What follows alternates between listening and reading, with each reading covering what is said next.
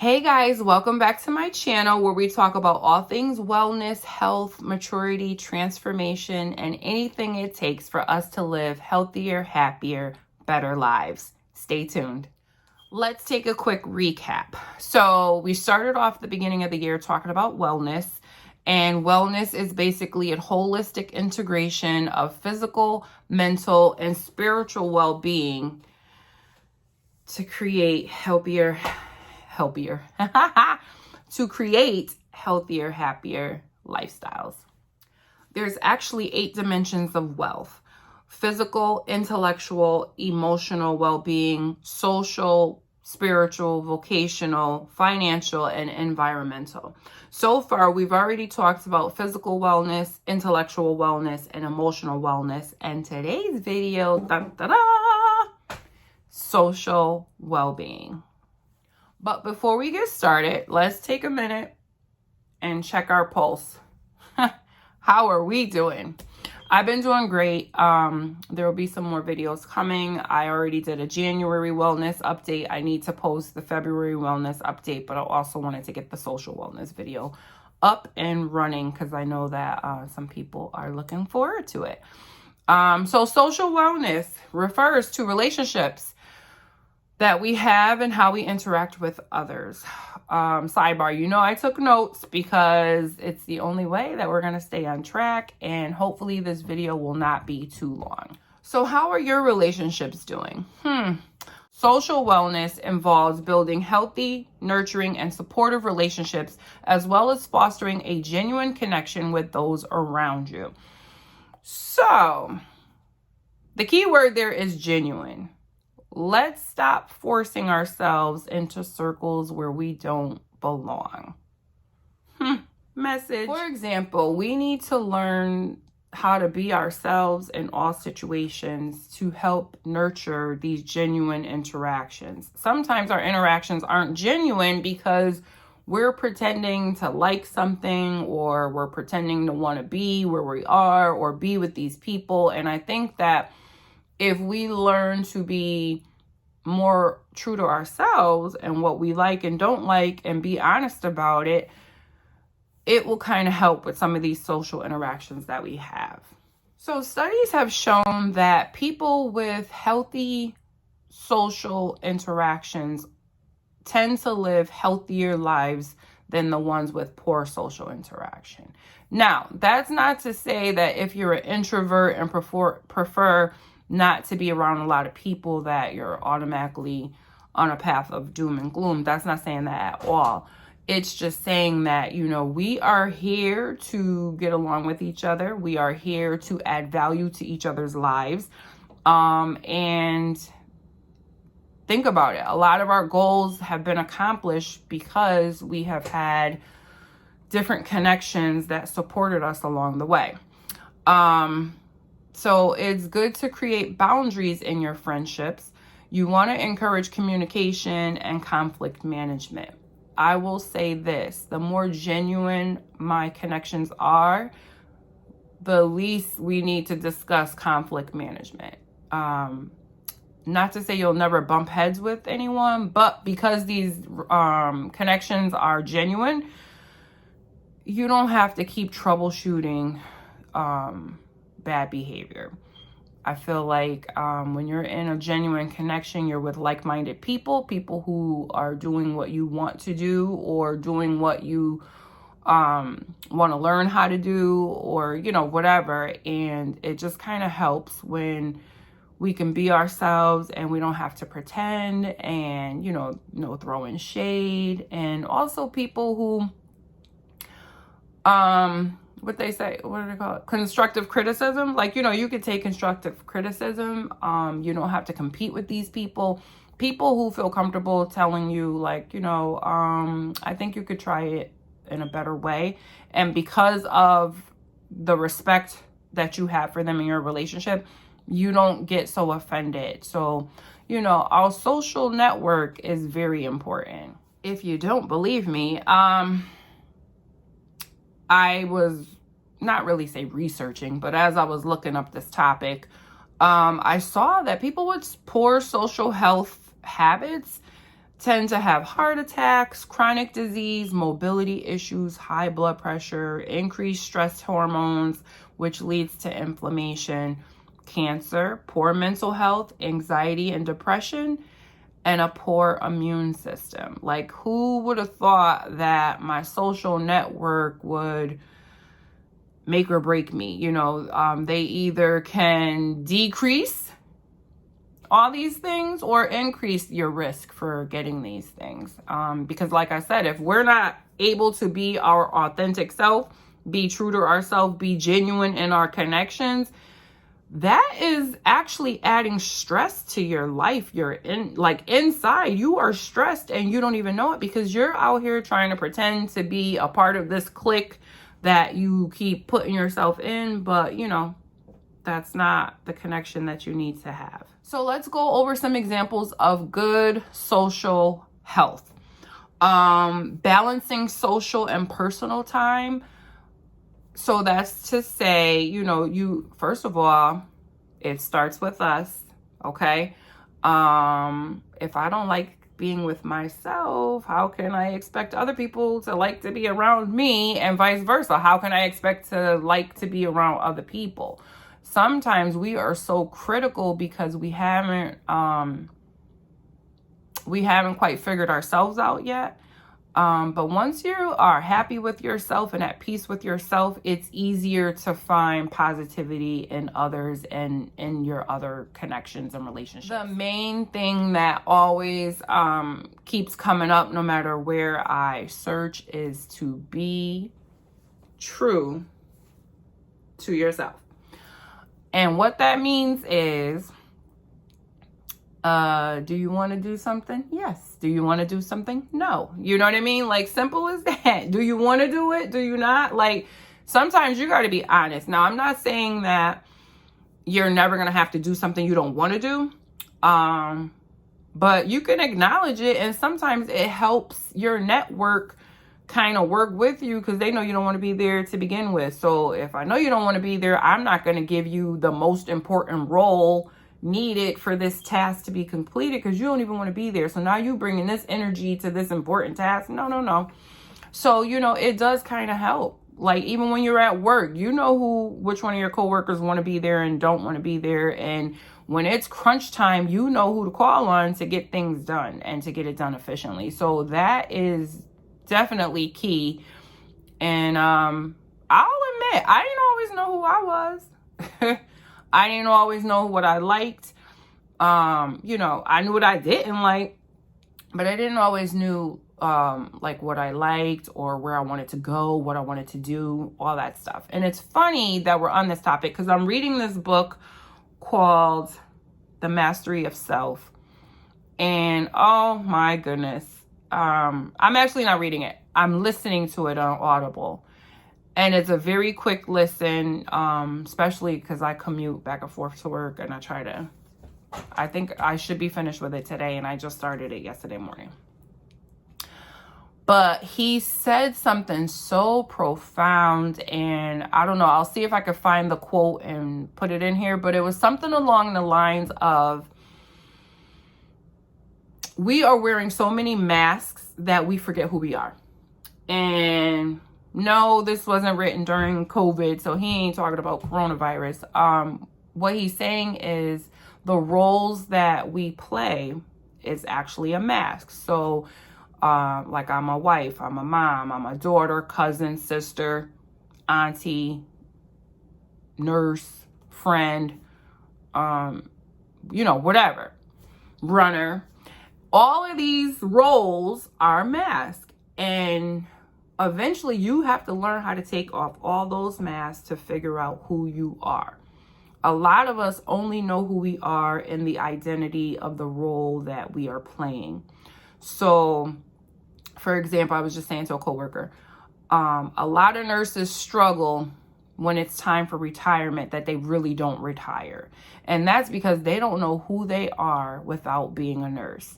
So to learn who we are, being true to ourselves, is to, like, for me, who is Nina? What does Nina like? Not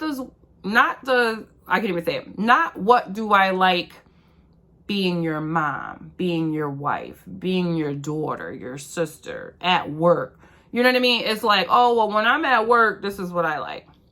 Oh, when I'm with this group, this is what I like. No. When I'm by myself, what do I like? And I really had to nurture that thing and figure that thing out. And it took some trial and error. And I had to really be at peace with being by myself to figure out what do I like. And when I tell you, I simplify that thing so well that it really doesn't take much for me. But I had to get there, that's a process by itself. But definitely learn how to be true to yourself so that you can be true to others. Let me stay on track. Let me get back to the notes. Engaging with people in your community. So what does that mean? What if you say like, but I don't have friends. I don't have this. I don't have that. Listen, it's 2022. I'm going to share with you some of the communities that I am involved in because I've learned that I'm very high maintenance. Therefore, that means I need more than one community to meet my needs. Because sometimes we're high maintenance and we don't realize it. And we're expecting that one person or that one group to meet all our needs. And then when they're busy and don't have time and all this and that, there's tension in our relationship because I'm like, well, every time I call, you're busy. So I got myself involved in a whole bunch of stuff. So social media helps. I am in multiple Facebook groups on social media, on Facebook. I just said that, on Facebook.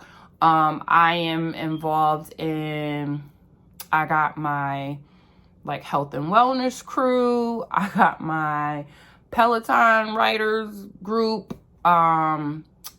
And then I got Instagram motivation. I only follow certain type of stuff to help keep me motivated. Then you got, people have Twitter, Snapchat, Facebook, Instagram, WhatsApp, TikTok, all these different things that can help you stay in tune with what's going on, stay connected with people.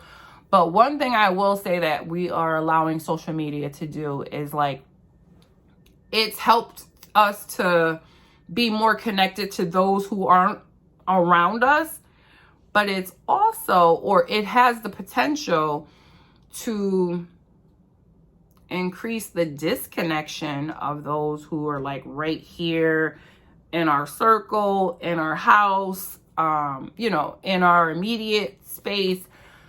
Because sometimes we're more entertained with the social media friends from afar than we are the ones that are like right here in our face.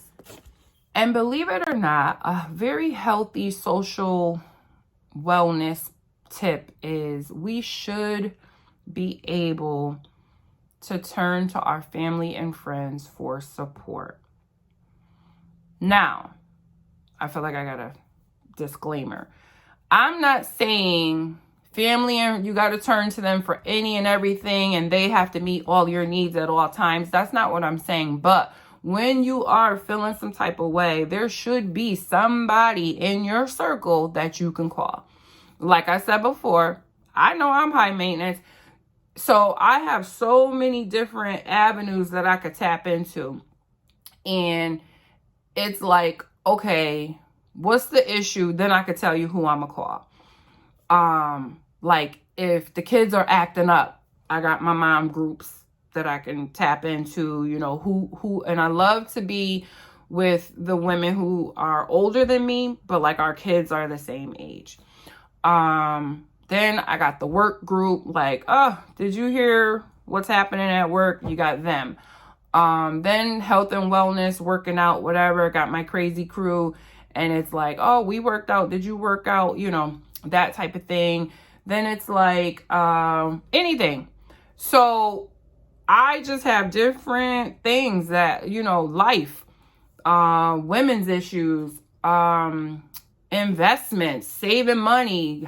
I want to improve my credit, all that type of stuff. I got somebody I can call. And that's very important. And I always say to my network, I hope that y'all feel that y'all could call me like I feel that I could call y'all. Because you want to make sure that it's not a one-sided relationship. You want to make sure that you add value to them and their lives like you feel they add value to yours. I know I've said a lot, but I definitely want to make sure that I say this to my introverts out there. I am matter of fact, my best friend is an introvert. And I just wanted to say that there's a place for all of us. And I'm not saying that you got to change your ways and, you know, what you're into, but you do have to be open-minded to opening up some social wellness doors. And some tips that I found online to share with you is to be confident in who you are. Because when you're confident in who you are, it will help you pick the circles you actually get yourself involved with. As an introvert, you probably don't want to, you know, be around big groups or, you know, and everybody's different. It's not like one size fit all. Because I could be introverted at times, but I'm predominantly extrovert, as you probably could tell from these videos. But just by being confident in who I am allows me to get in proper alignment with the groups that I should be aligning with. And also by being true to myself. So see how all of this ties in. And then another tip for the introverts, I gotta turn the page. Know that it's okay to be quiet. Somebody got to be listening to us, the ones that love to talk so much. But, you know, and just be confident in that. Like, if that's who you are, I'm not expecting a public speech to be given, you know, stuff like that. But just kind of open your mind to other opportunities, other networking opportunities, because even as an introvert, like sometimes you can miss out on opportunities because people will say, oh, she's not approachable, or she don't talk to us, or, you know, this and that. And you never know who is assessing you and who might be placing judgment on you and who might be talking about you behind your back and closing doors on opportunities that you would have been, you know, available for. And then another tip, it said, every once in a while, try to say yes when you want to say no. And basically, that's just, if no is always your default, then sometimes you're going to have to start saying yes. And I think it was, I don't remember if it was 2020 or 2021, but I tried to read The Year of Yes by Shonda Rhimes. I think I got halfway through it. And the problem with me and reading some books is I'm always coming across books, and the majority of them I do finish, but sometimes I'll be juggling 3 books at a time. And actually, I don't even know where that book is, but I never finished it. But I took what she said to heart, and I did start saying yes to some stuff that I would usually say no to. And it has opened up doors for me that I didn't even think I wanted opened, or I didn't even think, you know, was possible. And then also for the introverts, plan a conversation starter ahead of time. So you know what you feel comfortable talking about. Start the conversation. See, I'm the type, I could talk to anybody, everybody, and I can always find something for us to talk about. I will find something that we potentially have in common. But I understand that everybody can't do that. So, I guess that's one of the gifts that I have. But, you know, plan a conversation starter, or, you know, bring up a topic that you feel comfortable talking about. Most people want to talk about like pets or finances or, you know, whatever it is, talk about it. And then last but not least, they recommend that you become friends with an extrovert, and you could like start at work. And I will say that I'm probably one of the most extroverted in my department, and I do try my best to look out for the introvert. I try to speak up for those who don't feel comfortable speaking up. And the majority of the extroverts that I know and deal with, we all do that. So we got much love for the introverts, because we understand that we're all different, but we're all here trying to live this thing called life as successfully as we know how. So I just wanted to kind of wrap this up. I think the video is longer than I wanted it to be, but I had to say everything that I wanted to say. And I'm just hoping that we are all being mindful of the social connections that we're making. Social well-being is key. And I feel like I say that for every video, but like literally I'm learning there's a lot of things that are key to our survival here, and we just got to get it together. So the main takeaway is be you, be confident in you, and try to align yourself with like-minded people. Try to get involved in more groups, more, you can volunteer, there's groups at church, you could do karate, all these things, whatever it is that you're into, just try to get more involved, because that's what I do. And even though I feel like I'm involved in a lot of networks, I'm always looking for new ideas and new opportunities for me to get involved with. So that's what I got for today's video. I hope that I've encouraged you to be a little more social, or to be a little more mindful about your social network. And until next time, let's continue to seek wellness together. Bye.